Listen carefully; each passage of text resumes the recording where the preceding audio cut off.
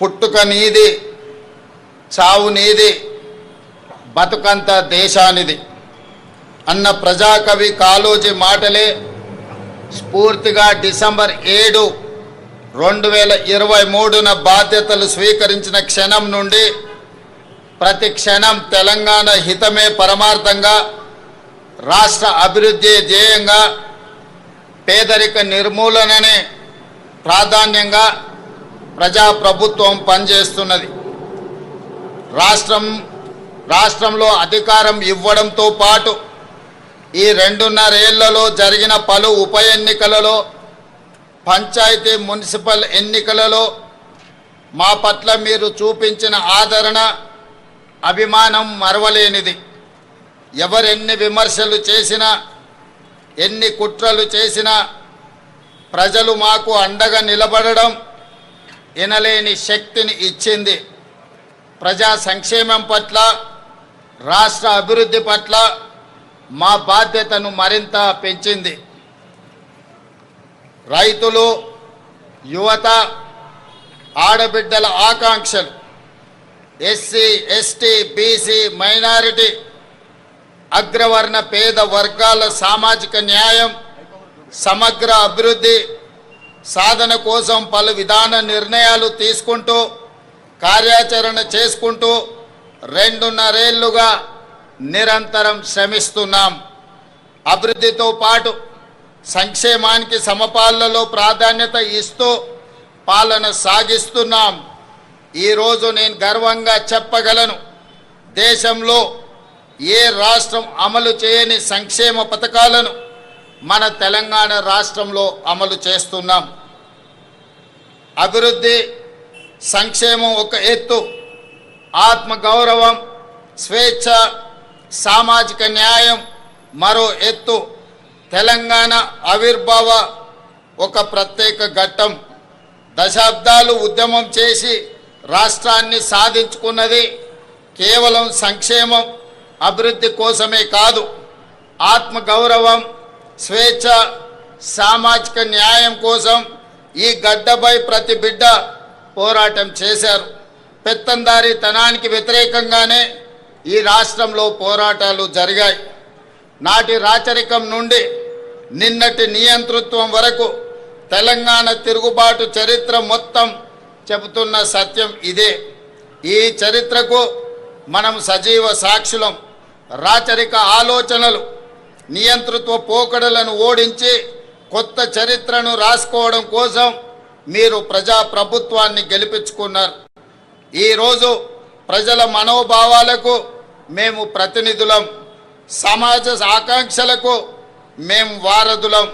అందుకే మీరిచ్చిన ఈ అవకాశాన్ని మేము అధికారం అని సంబోధించడం లేదు, మమ్మల్ని మేము పాలకులుగా అనుకోవడం లేదు, మీకు సేవకులుగా బాధ్యత నిర్వహిస్తున్నాం. ప్రభుత్వం అంటే 4 చేతుల్లో ఉండే పెత్తనం కాదు, 4 కోట్ల ప్రజల ఉమ్మడి ప్రతినిధి అని మేము భావిస్తున్నాం, బాధ్యతగా పనిచేస్తున్నాం. అందుకే ఇది కేవలం పరిపాలన చేసే ప్రభుత్వం కాదు, ప్రజాస్వామ్య ఆకాంక్షలను నెరవేర్చే ప్రజాప్రభుత్వం అని గర్వంగా చెప్తున్నాం. మిత్రులారా, డిసెంబర్ 7, 2023న ప్రారంభమైన మన ప్రభుత్వం ప్రజలకు స్వేచ్ఛ, సామాజిక న్యాయం, సమాన అవకాశాలు కల్పించడానికి ప్రాధాన్యతను ఇస్తూ వచ్చింది. రకరకాల అడ్డంకులు అధిగమిస్తూ 30 నెలల్లోనే ప్రజల ఆశలు, ఆశయాలను నెరవేర్చడంలో విజయవంతంగా ముందుకు సాగుతున్నాం. సాగు భూమి, వ్యవసాయం, రైతు ఈ 3 తెలంగాణ ఊపిరి. వ్యవసాయ ఆధారిత పరిశ్రమలు, అనుబంధ రంగాల విషయంలో తెలంగాణ నెంబర్ 1గా ఉండాలన్న లక్ష్యంతో, రైతుల జీవితాల్లో గణనీయ మార్పు తేవాలన్న సంకల్పంతో తెలంగాణ రైజింగ్ 2047 విధాన పత్రంలో ప్రాధాన్యత అంశంగా తీసుకున్నాం. ఈ విజన్ డాక్యుమెంట్ కేవలం కాగితాలపై ఉండే అక్షరాలు కాదు, ఆదిలాబాద్ నుండి అలంపూర్ వరకు, ఖమ్మం నుండి కొడంగల్ వరకు, హరిత తెలంగాణను ఆవిష్కరించే ఆలోచన. ఈ లక్ష్య సాధనలో తెలంగాణలోని ప్రతి రైతు కూలీలే సారథులు. దీనికోసం ఈ విజన్ డాక్యుమెంటులో రూరల్ అగ్రికల్చర్ రీజియన్ ఎకానమీ రేర్గా అభివర్ణించి అభివృద్ధి చేసేందుకు రూపొందించిన పత్రం ఇది. రైతులు కేవలం పంటలు పండించడమే కాదు, వ్యవసాయ ఆధారిత పారిశ్రామికవేత్తలుగా తీర్చిదిద్దే దిశగా ఈ ప్రణాళిక ఉంటుంది.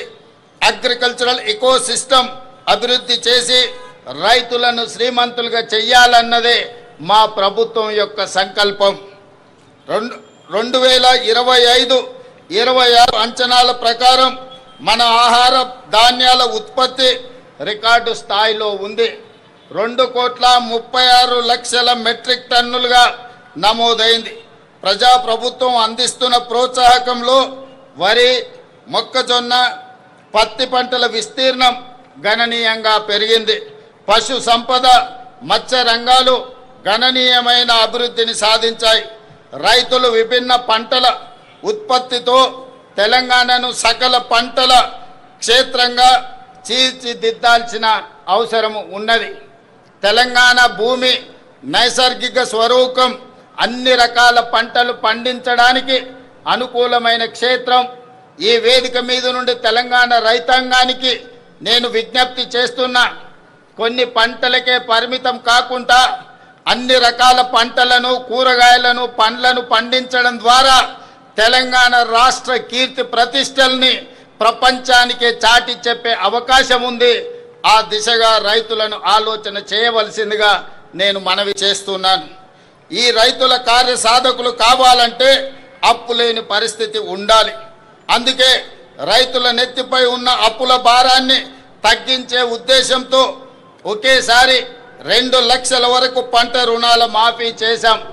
20,616 కోట్ల రూపాయలు రైతు ఖాతాలో వేసి 25 లక్షల పైగా రైతు కుటుంబాలను రుణ విముక్తులను చేశాం. వ్యవసాయానికి ఉచిత విద్యుత్తును కొనసాగిస్తూనే విద్యుత్తు పంపు సెట్లకు సౌరశక్తితో నడిచే పంపు సెట్లను ఏర్పాటు చేస్తున్నాం. తద్వారా అదనంగా ఉత్పత్తి అయ్యే విద్యుత్తును గ్రిడ్కు అందించి రైతులకు అదనపు ఆదాయం వచ్చేలా ప్రయత్నం చేస్తున్నాం. ఈ 2.5 ఏళ్లలో వ్యవసాయానికి, రైతు సంక్షేమానికి 1,56,496 కోట్ల రూపాయలు ఖర్చు చేశాం. రైతు భరోసా పెట్టుబడి సాయం ఇప్పటికే 27,529 కోట్ల రూపాయలు నేరుగా రైతుల ఖాతాలలో వేశాం. మిత్రులారా, రైతులు దళారుల బారిన పడి మోసపోకూడదని రైతులు పండించిన పంటలు ప్రభుత్వమే కనీస మద్దతు ధర చెల్లించి కొనుగోలు చేస్తుంది. ఎంత భారమైనా సరే చివరి గింజ వరకు పంట ఉత్పత్తులను కొనడానికి రాష్ట్ర ప్రభుత్వం ప్రయత్నం చేస్తుంది. మేము అధికారం చేపట్టిన తర్వాత ఇప్పటి వరకు 2.5 ఏళ్లలో ధాన్యం కొనుగోళ్లకు 82,840 కోట్ల రూపాయలను ఇప్పటి వరకు రైతాంగానికి చెల్లించిన. ఈ యాసంగి సీజన్లో రాష్ట్రమంతటా 8,575 కొనుగోలు కేంద్రాల ద్వారా చురుగ్గా ధాన్య సేకరణ జరుగుతుంది. ఇప్పటి వరకు 63,65,000 మెట్రిక్ టన్నుల ధాన్యాన్ని కొనుగోలు చేయడం జరిగింది. సుమారుగా 11,903 కోట్ల రూపాయలను రైతుల ఖాతాలో జమ చేశాం.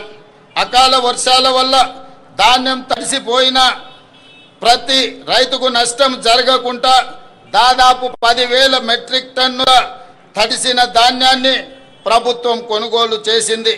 ధాన్యం కొనుగోలులో దేశంలో ఏ రాష్ట్రం కూడా మనతో పోటీ పడే పరిస్థితి లేదు.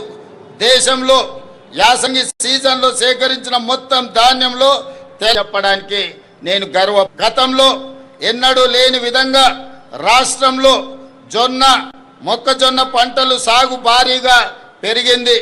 ఈ యాసంగిలో సుమారు 16 లక్షల ఎకరాల్లో మొక్కజొన్న, 4 లక్షల ఎకరాల్లో జొన్న సాగు చేసి తెలంగాణ రైతులు కొత్త చరిత్రను సృష్టించారు.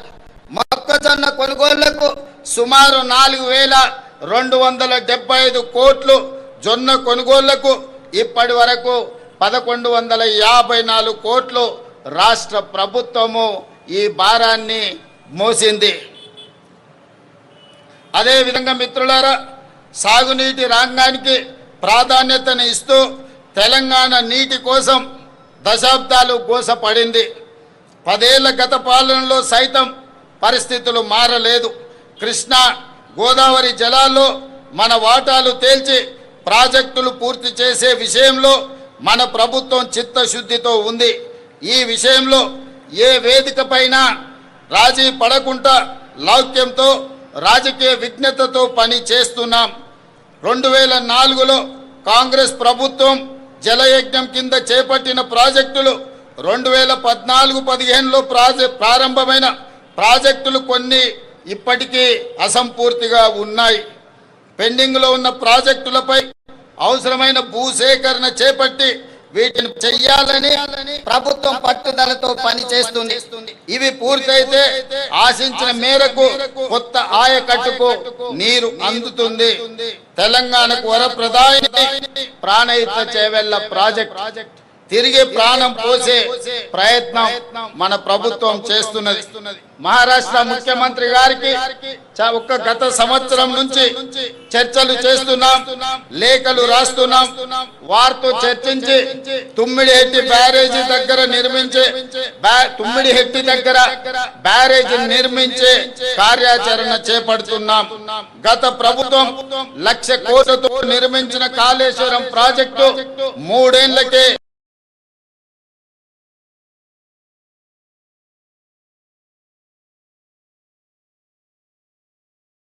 అరుణ వడ్డీ రుణాలను పంపిణీ చేశాం. 5 లక్షల రుణ పరిమితిని 10 లక్షలకు పెంచాం. ఇందిరమ్మ క్యాంటీన్లు, సౌర విద్యుత్తు, పెట్రోల్ యజమానులుగా రాష్ట్ర ప్రభుత్వం అవకాశం ఇచ్చింది. 1000 బస్సులకు వాళ్ళు ఓనర్. ఇందిరా మహిళా శక్తి సూపర్ బజార్లు, లాజిస్టిక్ హబులు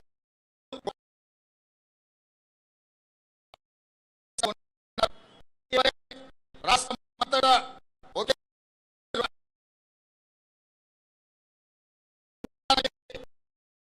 శంకుస్థాపన చేపట్టడం జరిగింది.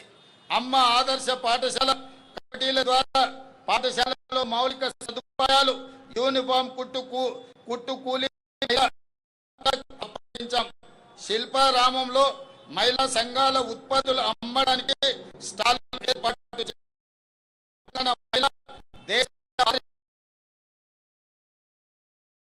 చేసుకోవడం లేదు. ఇది ప్రజా ప్రభుత్వం కళ.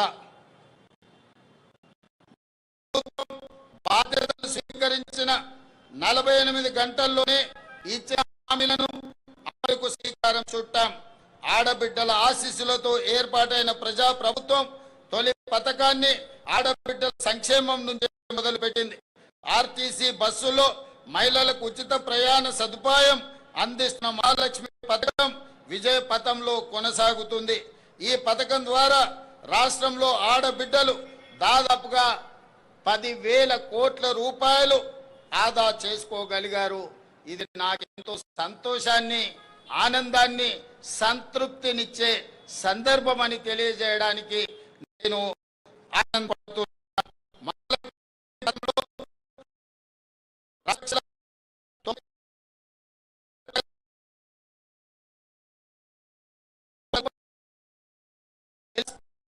అందిస్తున్నాం. గృహజ్యోతి కింద 53,09,000 పేద గృహాలకు 200 యూనిట్లను ఉచిత విద్యుత్తును మనం అందిస్తున్నాం. అదేవిధంగా మిత్రులారా, తెలంగాణ అంటేనే పోరాటం. తెలంగాణ పోరాటంలో ముందు భాగాన నిలబడి కొట్లాడింది నిరుద్యోగ యువకులు. అందుకే నిరుద్యోగ సమస్యను శాశ్వతంగా పరిష్కరించాలన్న ఆలోచనతో యువతకు ఇచ్చిన మాట ప్రకారం ఉద్యోగాల విజయవంతంగా చేపట్టాం. లీగల్ సమస్యలు, లిటిగేషన్లకు ఆస్కారం లేకుండా కొలువులను భర్తీ చేశాం. ఉద్యోగ నియామక ప్రక్రియలో పారదర్శకతను పునరుద్ధరించాం. తెలంగాణ పబ్లిక్ సర్వీస్ కమిషన్తో పాటు ఇతర నియామక బోర్డులను పూర్తిగా సంస్కరించుకున్నాం. గ్రూప్ 1, గ్రూప్ 2, గ్రూప్ 3, గ్రూప్ 4తో పాటు మెగా డిఎస్సి, వైద్య ఆరోగ్య శాఖలో వరుసగా నియామకాలను చేపట్టాం. రికార్డు సమయంలో 67,763 పోస్టులను భర్తీ చేసి యావత్ దేశానికే తెలంగాణ రాష్ట్రం ఆదర్శంగా నిలిచింది. ఉద్యోగంలో చేరే ముందు అఖిల భారత సర్వీస్ అధికారులకు శిక్షణను అందించినట్టుగా నియామక పత్రాలు అందుకున్న 562 గ్రూప్ 1 అధికారులకు ఈరోజు మనము ఫౌండేషన్ కోర్సు ద్వారా శిక్షణను అందించి భవిష్యత్తులో తెలంగాణ అభివృద్ధిలో భాగస్వాములను చేయడానికి ప్రభుత్వం అన్ని చర్యలను చేపట్టింది. ఈ నెలలోనే టీజీపీఎస్సీ ద్వారా ఇంజనీరింగ్, పొల్యూషన్ కంట్రోల్ బోర్డ్, అటవీ శాఖ, టౌన్ అండ్ కంట్రీ ప్లానింగ్ మరియు విద్యాశాఖలో ఉద్యోగాల భర్తీకి నోటిఫికేషన్లు ఇవ్వడం జరుగుతుంది. నోటిఫికేషన్ల జారీ ప్రక్రియ నిరంతరం జరుగుతుంది. అదేవిధంగా మిత్రులారా, ఈ రాష్ట్ర ప్రభుత్వం విద్యకు అత్యంత ప్రాధాన్యతనివ్వాలని నిర్ణయం తీసుకున్నది. విద్య ఒక్కటే పేదరికాన్ని రూపుమాపగలదని నేను సంపూర్ణంగా విశ్వసిస్తున్నాను. పేదరికం రూపుమాపాలంటే సమాజంలో కుల మతాల అంతరాలు తగ్గడానికి ఆస్కారం ఉంటుంది. ఇంతటి ప్రాధాన్యత విద్యకు ఉంది. అందుకే ఇప్పటి వరకు ఏ ముఖ్యమంత్రి చేయని విధంగా విద్యాశాఖను నా దగ్గరే పెట్టుకొని తెలంగాణ ప్రభుత్వ విద్యలో విప్లవాత్మక సంస్కరణలకు శ్రీకారము చుట్టాము. కేంద్ర ప్రభుత్వం 2 రోజుల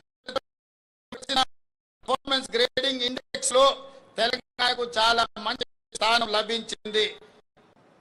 ఇది మా కృషి ఫలితం.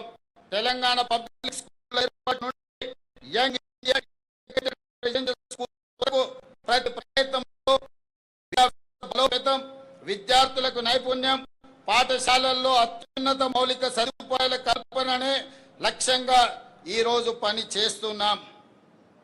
రాష్ట్రంలో 65 ఐటీఐలు, పాలిటెక్నిక్ కళాశాలను అడ్వాన్స్డ్ టెక్నాలజీ సెంటర్లుగా పునరుద్ధరించాం. యంగ్ ఇండియా స్కిల్ యూనివర్సిటీని ఏర్పాటు చేశాం. ఈ యూనివర్సిటీలో ఇప్పటి వరకు 1190 మంది విద్యార్థులు కోర్సులు పూర్తి చేశారు. వీరిలో 838 మంది విద్యార్థులు ఉద్యోగాలు సాధించడం ఆనందంగా ఉంది. Microsoft, Flipkart, Tech Mahindra, Doctor Reddy's, AIG Hospitals, Apollo Hospitals వంటి ప్రముఖ సంస్థల్లో వీరికి ఉద్యోగ అవకాశాలు వచ్చాయని తెలియజెప్పడానికి నేను ఆనందపడుతున్నాను. మిత్రులారా, ఇప్పటికే రాష్ట్రంలోని 1362 ప్రాథమిక పాఠశాలల్లో ప్రీ ప్రైమరీ తరగతులు అందుబాటులోకి తీసుకొచ్చాం. ఈ ఏడాది కొత్తగా 2769 స్కూళ్లలో ప్రీ ప్రైమరీ తరగతులను ఏర్పాటు చేస్తున్నాం. దీంతో ప్రభుత్వ పాఠశాలల్లో ఎన్రోల్మెంట్ శాతం పెరుగుతుంది. ఈ ఏడాది రాష్ట్రంలోని అన్ని ప్రభుత్వ స్కూళ్లలో, కాలేజీలలో విద్యార్థులకు బ్రేక్ఫాస్ట్ స్కీమ్ పథకాన్ని అమలు చేస్తున్నాం. ప్రస్తుతం పాఠశాలల్లో ఉన్న మధ్యాహ్న భోజన పథకాన్ని జూనియర్ కాలేజీలకు విస్తరిస్తున్నాం. అన్ని ప్రభుత్వ సంక్షేమ హాస్టళ్లు, రెసిడెన్షియల్ పాఠశాలలు, కళాశాల విద్యార్థులకు డైట్ ఛార్జీలు 40%, కాస్మెటిక్ ఛార్జీలను 212% పెంచడం జరిగింది. అమ్మ ఆదర్శ పాఠశాల కమిటీల ఆధ్వర్యంలో పాఠశాలల్లో 706 కోట్ల విలువైన మౌలిక సదుపాయాల పనులను చేపట్టాం. మంచిరేవుల గ్రామంలో యంగ్ ఇండియా రెసిడెన్షియల్ స్కూల్ని మనము ప్రారంభించాం. Pulleys young India integrated residential స్కూల్ని మనం ప్రారంభించుకోవడం జరిగింది. మిత్రులారా, పేదల కళ సొంత ఇల్లు. ఆ సొంత ఇల్లు కళ నెరవేరితే పేదల కళ్ళల్లో ఉండే ఆనందాన్ని మనం ఆస్వాదించవలసిందే కానీ మాటల్లో చెప్పలేం. అందుకే నేను గ్రామీణ ప్రాంతం నుంచి వచ్చాను. పేదల మధ్య పెరిగాను. వారి జీవన స్థితిగతులు నేను చూశాను బాల్యం నుండి. సొంతిల్లు అన్నది వారి జీవిత కాలపు కళ. అది వారి ఆత్మ గౌరవం.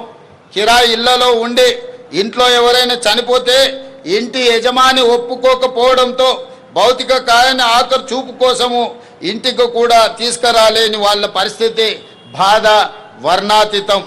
ఆ దుస్థితి నుంచి వాళ్ళని బయటకు తేవాలన్న సంకల్పంతో ఇందిరమ్మ ఇళ్లకు శ్రీకారం చుట్టాం. ఇది నా ఇల్లు అని పేదవాడు ధైర్యంగా ఆత్మగౌరవంగా బతికే పరిస్థితి రాష్ట్రంలో తీసుకువస్తున్నాం. అందుకే మొదటి విడత 22,500 కోట్ల రూపాయలు కేటాయించి 4,50,000 ఇందిరమ్మ ఇళ్లను మంజూరు చేశాం. గత ఫిబ్రవరిలో ఈ పథకాన్ని ప్రారంభించుకున్నాం. కేవలం 13 నెలల కాలంలోనే రాష్ట్రంలో 1,20,000 ఇండ్లను పూర్తి చేసుకొని నిన్ననే ఆదిలాబాద్ జిల్లా నుంచి రాష్ట్రం నలుమూలల ప్రారంభోత్సవం చేసుకున్నాం. మరొక 1,00,000 ఇండ్లు సెప్టెంబర్ నెల లోపల పూర్తి చేసుకొని సెప్టెంబర్ వరకు 2,20,000 ఇండ్లను పేదలకు అంకితం చేయడం ద్వారా పేదలను ఇంటి యజమానులుగా చేసి ఆత్మగౌరవంతో బ్రతికే విధంగా ఈనాడు రాష్ట్ర ప్రభుత్వం ప్రయత్నం చేస్తుంది. అదేవిధంగా కొత్తగా ఇంకొక 2.5 లక్షల ఇండ్లను ఇల్లు రాని పేదలకు కేటాయించాలని ప్రభుత్వం నిర్ణయం తీసుకున్నదని తెలియజేయడానికి నేను సంతోషపడుతున్నాను. అదేవిధంగా మిత్రులారా, ఈ ఆర్థిక సంవత్సరానికి క్యూర్ పరిధిలో 1,00,000 ఇండ్లు, రాష్ట్రంలో ఇతర ప్రాంతాల్లో 2.5 లక్షల ఇండ్లు, మొత్తం 3.5 లక్షల ఇండ్లు మంజూరు చేశాం. ఆనాడు కాంగ్రెస్ ప్రభుత్వం స్వర్గీయ వైఎస్ రాజశేఖర రెడ్డి గారు ముఖ్యమంత్రిగా ఉన్నప్పుడు ఉమ్మడి రాష్ట్రంలో అమలు చేసిన ఇందిరమ్మ ఇండ్ల పథకంలో మంజూరై ఇప్పటికే అసంపూర్తిగా ఉన్న ఇండ్లను కూడా 2వ విడతలో పూర్తి చేయాలని నిర్ణయించాం. రాష్ట్ర అవతరణ దినోత్సవం కానుకగా నిన్న ఆసిఫాబాద్ జిల్లా కెరమేరి మండలం కొటారి గ్రామంలో మలి విడత ఇందిరమ్మ ఇళ్ల పథకానికి పునాది రాయి వేయడం జరిగింది. అదేవిధంగా మిత్రులారా, పేదవాడికి సొంత ఇల్లు ఆత్మగౌరవం అయితే రేషన్ కార్డు, ఆహార భద్రత, ఏళ్ళకేళ్ళకి ఎదురు చూస్తున్న కుటుంబాల ఆకాంక్షలను మా ప్రభుత్వం నెరవేర్చింది. రాష్ట్ర వ్యాప్తంగా 15,12,000 కొత్త రేషన్ కార్డులను జారీ చేశాం. ప్రస్తుతం రేషన్ కార్డులో 19,44,000 కొత్త సభ్యులను చేర్చడం జరిగింది.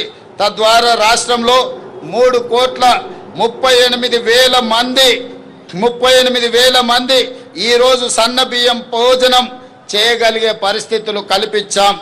అదేవిధంగా మిత్రులారా, ఈ ఆధునిక యుగంలో కొన్ని సామాజిక రుగ్మతలు సమాజాన్ని వేధిస్తుండడం నాకు ఆవేదన కలిగిస్తుంది. ముఖ్యంగా వృద్ధుల సంరక్షణ విషయంలో కొన్ని సంఘటనలు ప్రభుత్వాన్ని కదిలించాయి. పిల్లలు కన్న తల్లిదండ్రుల సంరక్షణ బాధ్యతలు స్వీకరించకుండా వారిని వృద్ధాశ్రయంలో చేర్పించడం, చేతులు దులుపుకుంటున్న తీరు తీవ్రమైన ఆవేదనను కలిగిస్తుంది. ఈ విషయంలో ఏదో ఒకటి చేయాలన్న సంఘర్షణ నుంచి వచ్చిన ఆలోచన ఒక పటిష్టమైన వృద్ధుల సామాజిక భద్రతకు భరోసా ఇచ్చే చట్టాన్ని రాష్ట్ర ప్రభుత్వం రూపొందించింది. తల్లిదండ్రుల పోషణ, జవాబుదారీతనం, పర్యవేక్షణకు చట్టం తెచ్చి ప్రభుత్వ ఉద్యోగులతో పాటు ప్రజాప్రతినిధులను ఇందులో చేర్చాం. ఎవరైనా ప్రజాప్రతినిధులు కానీ, ప్రభుత్వ ఉద్యోగులు కానీ, ప్రైవేట్లో పెద్ద ఉద్యోగాలు చేసేవాళ్ళు కన్న తల్లిదండ్రులను చూసుకోకపోతే వాళ్ళ జీతాలలో 15% కోత విధించి ప్రత్యక్షంగా తల్లిదండ్రుల ఖాతాలో వేయడం ద్వారా ఆ వృద్ధాప్యంలో తల్లిదండ్రులకు రక్షణ కల్పించే చట్టాన్ని తెలంగాణ రాష్ట్ర ప్రభుత్వము అమలు చేస్తున్నదని తెలియజేయడానికి ఈ సందర్భంగా నేను సంతోషపడుతున్నాను. మిత్రులారా, అదేవిధంగా గిగ్ వర్కర్ల చట్టం, ఈ చట్టం కూడా మన రాష్ట్రంలో సుమారు 4 లక్షల మంది గిగ్ వర్కర్లు పనిచేస్తున్నారు. ఎండనక, వాననక, పగలనక, రాత్రనక 24 గంటలు నిరంతరం సేవలు అందిస్తున్నారు. వారి ఉద్యోగాలకు, జీవితాలకు ఇన్నాళ్ళు భద్రత లేదు. వారి ఉద్యోగ భద్రత కోసం ఈనాడు ఒక చట్టం చేశాం. అందులో రాహుల్ గాంధీ గారి చొరవకు నేను అభినందనలు తెలుపుతున్నాను. గిగ్ వర్కర్ల సంక్షేమం కోసం మన ప్రభుత్వం చేసిన చట్టం ఇప్పుడు ఇతర రాష్ట్రాలకు ఆదర్శంగా నిలిచింది. 12 సంవత్సరాలు పెండింగ్లో ఉన్న 73 రకాల ఉపాధి రంగాలకు కార్మికుల కనీస వేతనాలు నోటిఫై చేశాం. దీని ద్వారా స్కిల్ వర్కర్లకు 25.9% మరియు అన్స్కిల్డ్ వర్కర్లకు 34.95% వేతనాలను పెరిగాయని కార్మిక సోదరులకు తెలియజేయడానికి నేను సంతోషపడుతున్నాను. అదేవిధంగా పోరాట యోధులను గుర్తించాలని, తెలంగాణ అమరవీరుల కుటుంబాలను, తెలంగాణ ఉద్యమకారులను గుర్తించడానికి మనం కమిటీ నియమించుకున్నాం. వారి అమరవీరులు పోరాట యోధులే తెలంగాణ రాష్ట్రం. వారి త్యాగాలకు విలువలేని రాష్ట్రం జీవం లేని శరీరం లాంటిదని నేను భావిస్తాను. అందుకే తెలంగాణ రాష్ట్రం కోసం పోరాడిన యోధులను గుర్తించి వారికి, వారి కుటుంబ సభ్యులకు తగిన న్యాయం చేయాలన్న ఆలోచనతో, లక్ష్యంతో కేశవరావు గారు, కోదండరాం గారి నాయకత్వంలో కమిటీని నియమించాం. ఆ కమిటీ నివేదిక ఆధారంగా తెలంగాణ పోరాట యోధులందరినీ సముచిత రీతిన సత్కరించి వారి పట్ల చిత్తశుద్ధిని చాటుకుంటామని తెలియజేస్తున్నాను. మిత్రులారా, చాలా విషయాలు మాట్లాడాల్సినవి ఉన్నాయి. కానీ ఎండ తీవ్రత ఎక్కువగా ఉంది. చాలామంది ఎండ చాలా అంటే చాలా తీవ్రంగా ఉంది కాబట్టి మిగతా విషయాలు మనం రాతపూర్వకంగా ఇచ్చిన బుక్లెట్లో ఉంటాయి. చివరగా ఈ ఉపన్యాసాన్ని ఎండ తీవ్రతను దృష్టిలో పెట్టుకొని దాని కొంత సంక్షిప్తంగా ఇందులో పూర్తి చేస్తాం. రాతపూర్వకమైన వివరాలన్నిటిని కూడా అందించాం రాష్ట్ర ప్రజలందరికీ. మీడియా మిత్రులు కూడా దీన్ని పరిగణలోకి తీసుకోవాల్సిందిగా కోరుకుంటూ ఈరోజు చివరగా ఒకే ఒక్క మాట నేను చెప్పదలుచుకున్నాను. మిత్రులారా, దేశంలోనే కాదు ప్రపంచానికే తెలంగాణను గేట్వేగా నిలబెట్టాలన్నది నా స్వప్నం. దానికి మార్గం తెలంగాణ రైజింగ్ 2047 విజన్ డాక్యుమెంట్. 2034 నాటికి $1 ట్రిలియన్ ఎకానమీగా, 2047 నాటికి $3 ట్రిలియన్ ఎకానమీగా తెలంగాణ ఉండాలన్నది